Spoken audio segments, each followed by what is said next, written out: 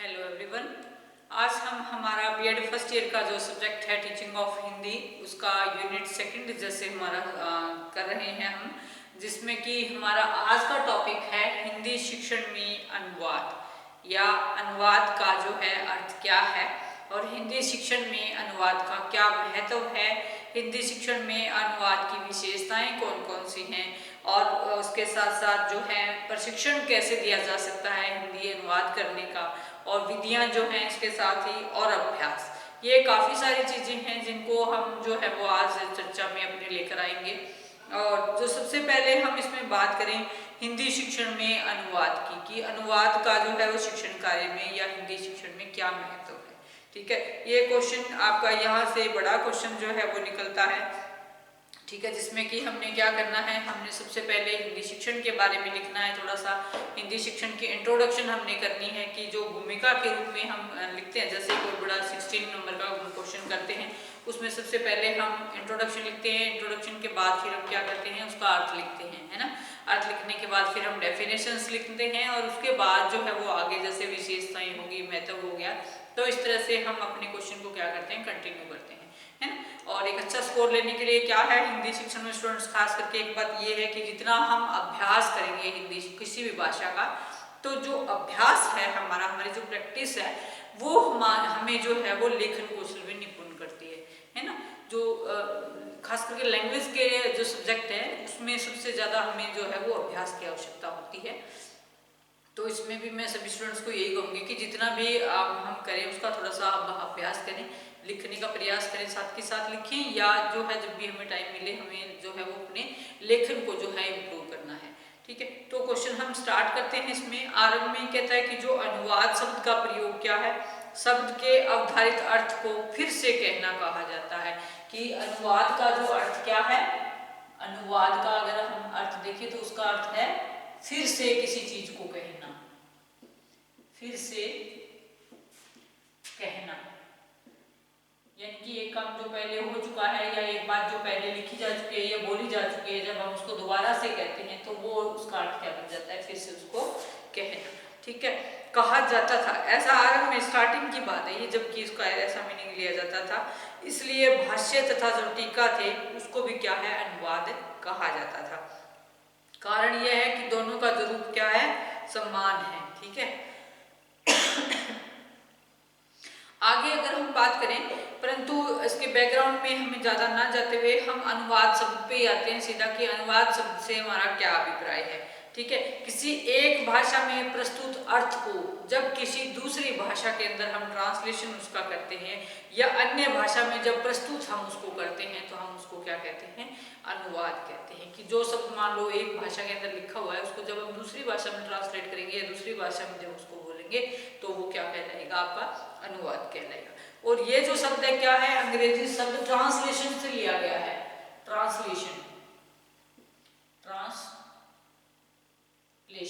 इस शब्द से जो है ना, ये इंग्लिश का शब्द है ट्रांसलेशन, और इस शब्द से जो है अनुवाद शब्द की उत्पत्ति हम मानते हैं और हिंदी रूपांतरण इसका मानते हैं हम।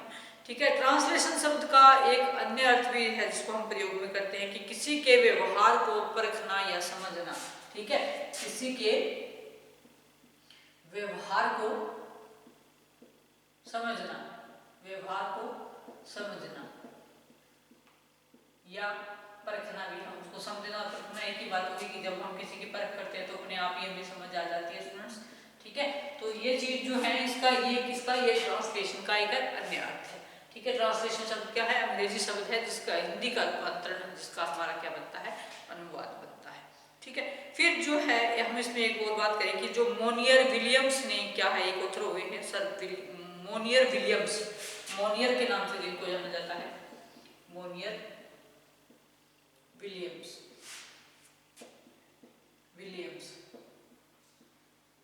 ठीक है, ये जो सर हैं, सर मोनियर विलियम्स, इन्होंने क्या कहा है, इन्होंने कहा है कि अनुवाद शब्द के अनेक अर्थों के साथ साथ ट्रांसलेशन शब्द का भी इन्होंने प्रयोग किया है और शब्द कलम ध्रुव के अनुसार, शब्द कलम ध्रुव, ठीक है, इसके अनुसार अनुवाद शब्द क्या है, ये एक ग्रंथ है जिसके में अनुवाद शब्द का अर्थ है अनु प्लस वाद, अनु प्लस वाद। क्या होता है पीछे, और वाद का मतलब क्या होता है, वाद या वध शब्द जो है उसका अर्थ होता है, वध भी लिख सकते हैं इसको हम। वध शब्द का अर्थ क्या होता है, वध शब्द का अर्थ आपके होता है बोलना, बोलना, ठीक है। तो जो पीछे बोलना, अनुवाद का मतलब क्या हो गया, पीछे बोलना, ठीक है, पीछे बोलना, ये इसके जो है वो अर्थ हैं।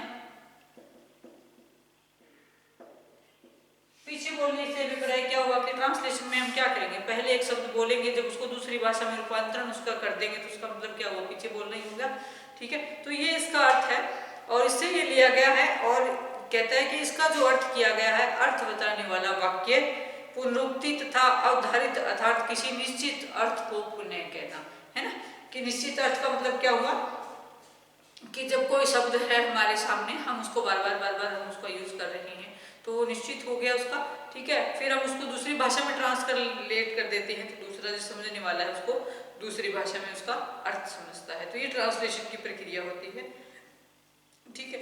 आगे हम इसमें कहेंगे कि अनुवाद शब्द के जो है वो कुछ अर्थ जो है वो मेनली दिए गए हैं। सबसे पहले अगर हम कहें कि सामान्य रूप से आवृत्ति इसके अंदर शामिल होती है, कि आवृत्ति का मतलब क्या होता है, पुनरावृत्ति, आवृत्ति, ये चीजें होती है कि जब हम किसी चीज को दोहराते हैं, है ना, तो सामान्य रूप से आवृत्ति हो गया। दूसरा इसके अंतर्गत पॉइंट आ गया व्याख्या का, कि व्याख्या हमने करनी है किसी भी चीज की। तीसरा इसमें पॉइंट आपका आ गया पूर्व कथित बात का उल्लेख करना, कि जो पहले कही गई बात है व्याख्या में हम क्या करेंगे, उसका उल्लेख करेंगे। फिर बाह्य ग्रंथों का वह भाग जिसमें पूर्वोक्त निर्देश या विधि की व्याख्या, चित्रण या उसके टीका टिप्पणी निहित है और जो स्वयं कोई विधि या निर्देश नहीं है।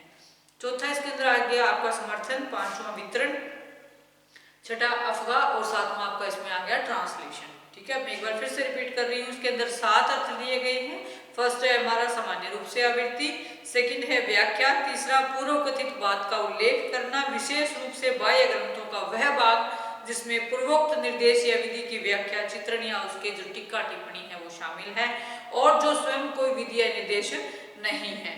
और फोर्थ पॉइंट इसमें आपका समर्थन आ गया, फिर वितरण आ गया, फिर अफगा आ गई और फिर ट्रांसलेशन आ गया, ठीक है स्टूडेंट्स। तो ये कुछ एक पॉइंट्स थे जो कि इसके अर्थ को जो है वो मोनर विलियम्स जो हैं उनके अकॉर्डिंग इसको जो क्लासिफाइड करते हैं।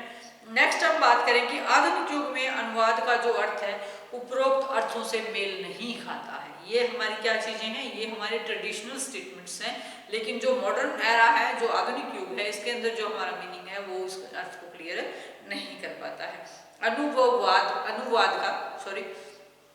अनुवाद का जो वास्तविक अर्थ है वो क्या है, किसी भाषा के प्रत्येक वाक्य को उसके प्राय सभी पदों का अर्थ देते हुए अन्य भाषा में प्रस्तुत करना, अन्य भाषा में अर्थ प्रस्तुत करना, ठीक है। ये क्या है, अनुवाद का सही अर्थ माना जाता है कि प्रत्येक वाक्य जो अपने सभी पदों के साथ अपने अर्थ को स्पष्ट करे दूसरी भाषा के अंदर, तब जाकर के हम उसको क्या कहते हैं, अनुवाद कहते हैं, ठीक है।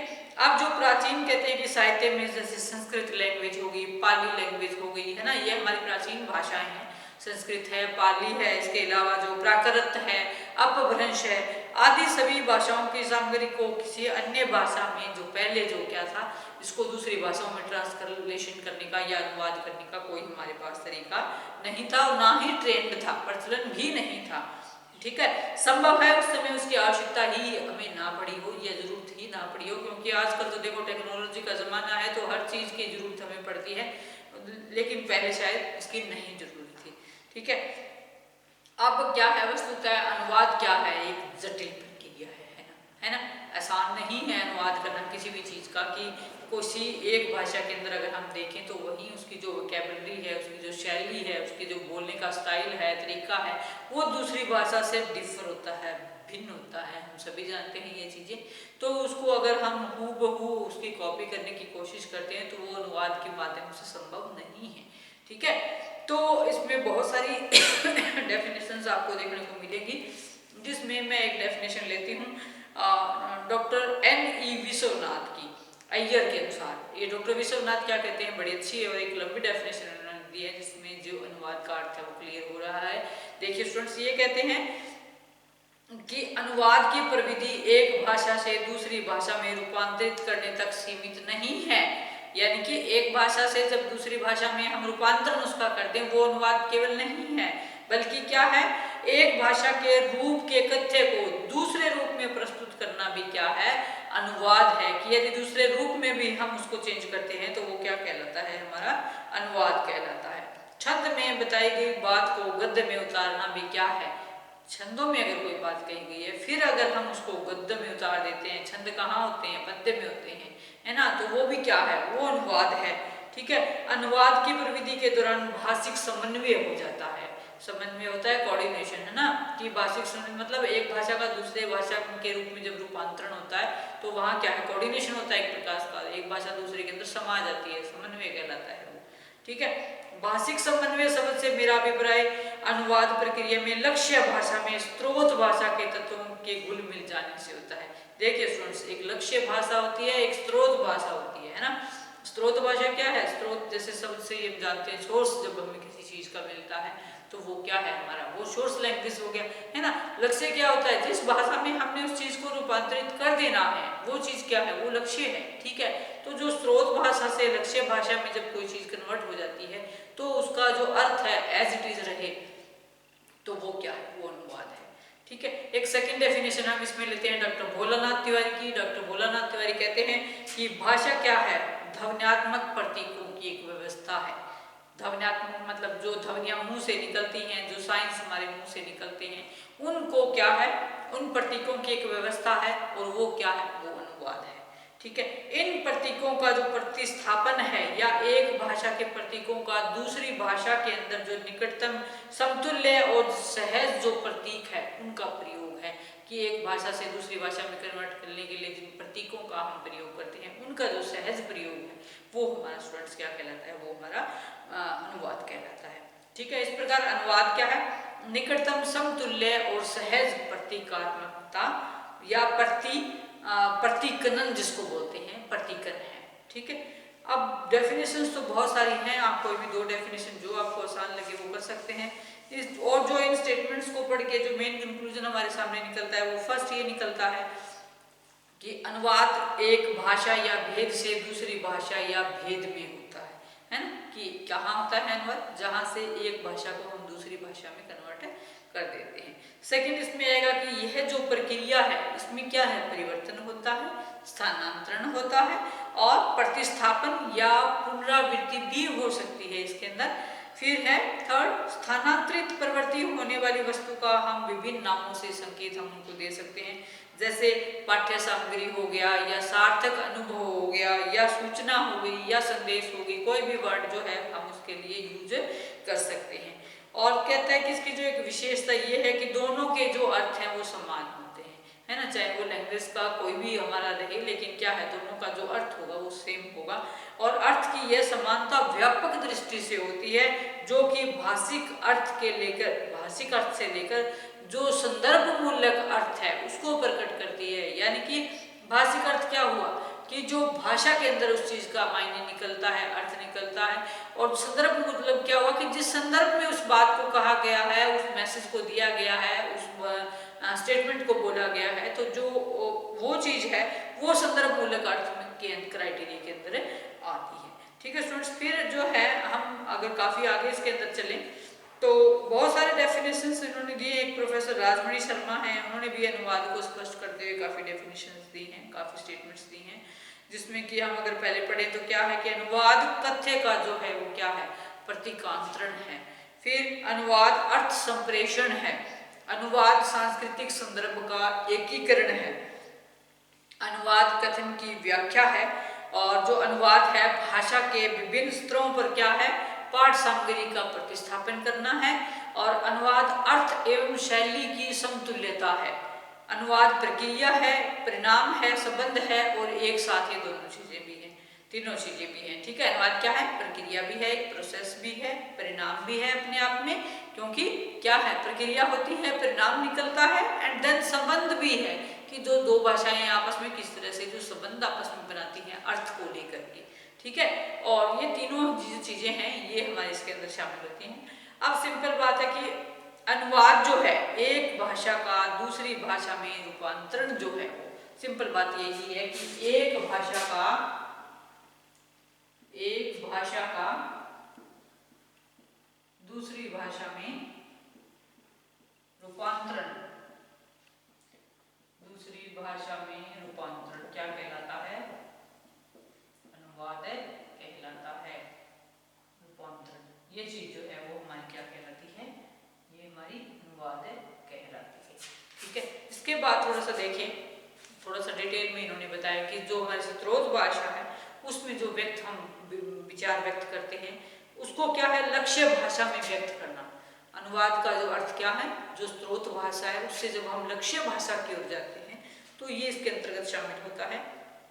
परंतु यह जो कार्य है क्या है? इतना आसान नहीं है। कैसे?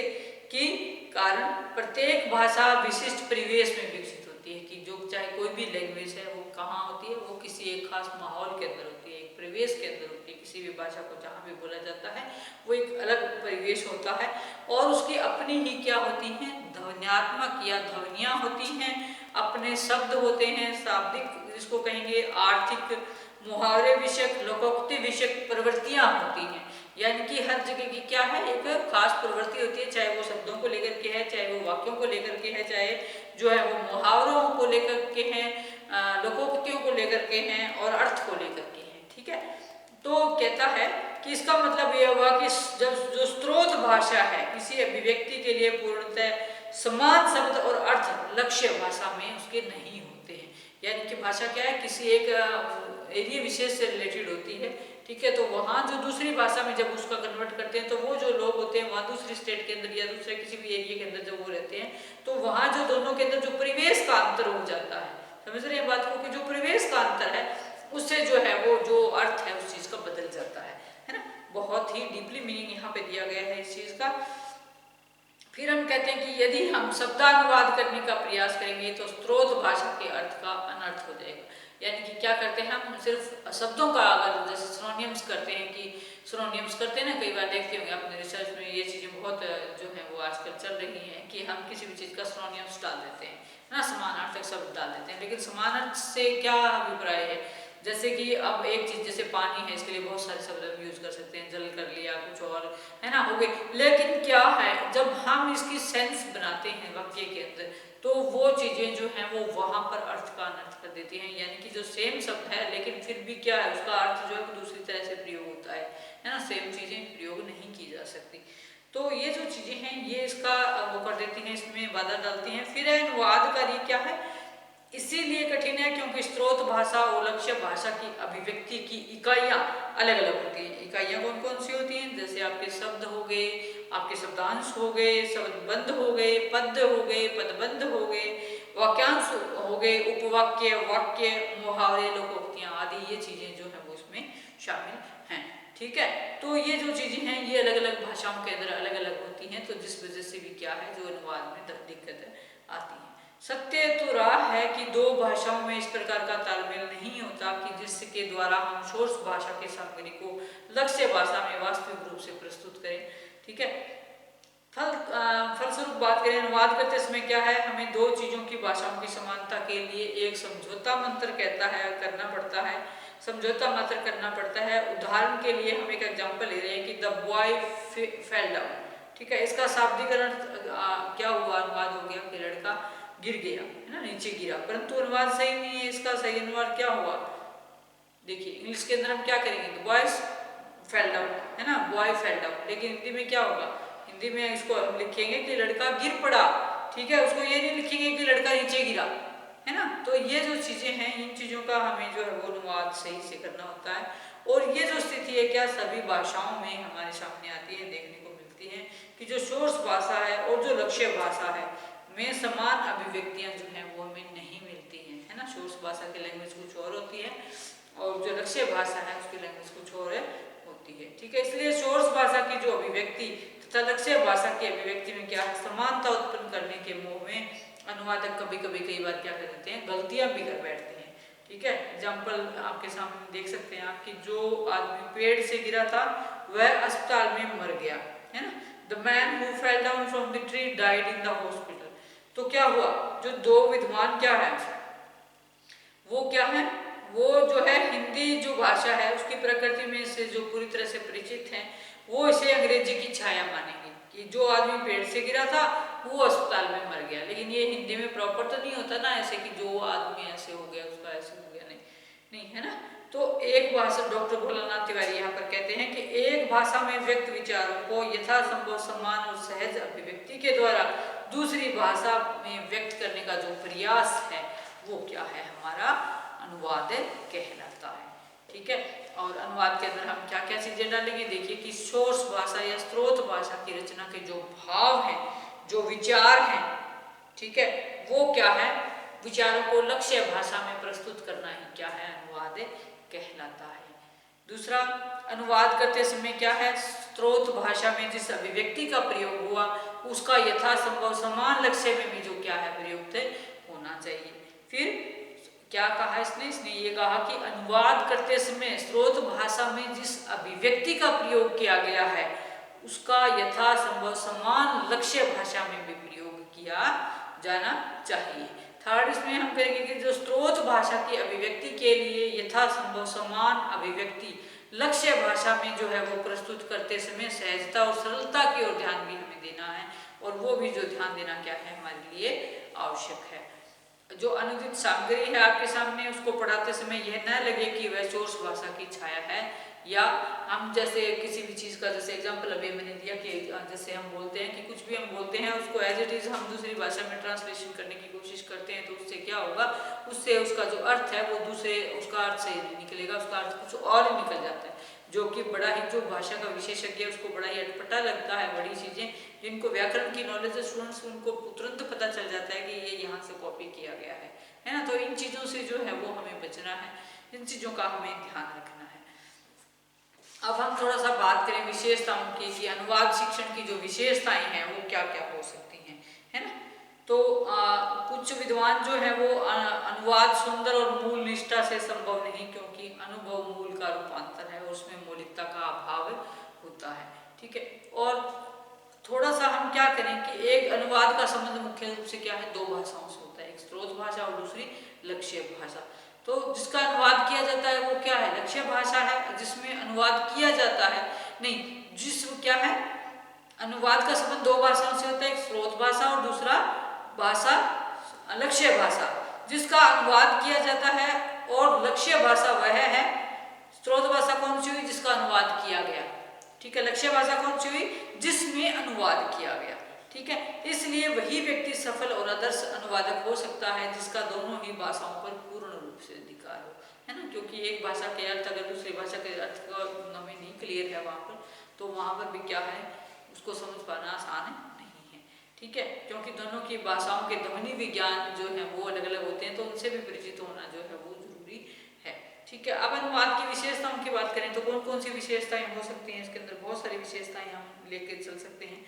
जैसे अनुवाद की प्रमाणिकता, ठीक है, प्रमाणिकता का हम ध्यान रखें। फिर अनुवाद में रुचि रखने वाले व्यक्ति की सक्रिय, सशक्त और भूमिका जो है सार्थक भूमिका होनी चाहिए इसके अंदर, कि और जो क्या है और है, स्रोत भाषा और लक्ष्य भाषा पर पूर्ण रूप से दोनों का अधिकार होना चाहिए।